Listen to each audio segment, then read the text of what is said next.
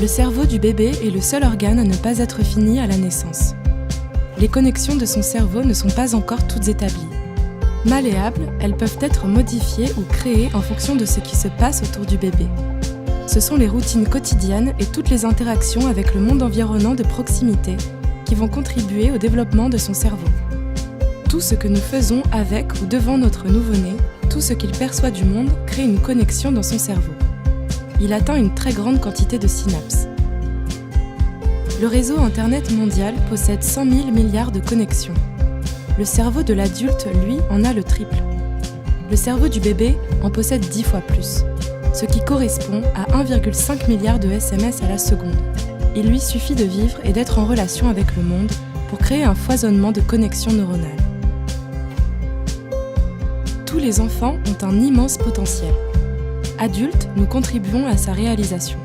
Ce sont ces dernières découvertes scientifiques sur le développement et le fonctionnement du cerveau que l'ASAP va essayer de transmettre au plus grand nombre en réveillant nos consciences et en nous poussant à des réflexions personnelles. Grandir avec son enfant.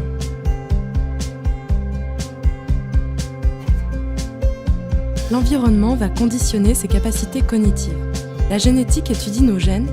L'épigénétique étudie la façon dont nos gènes réagissent aux informations reçues de l'environnement et s'en trouvent modulées.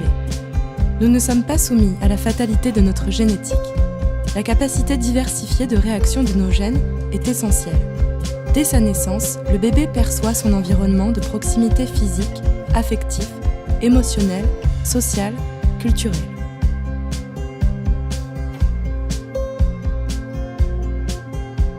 Le cerveau est malléable, mais aussi beaucoup plus fragile et vulnérable qu'on ne le pensait.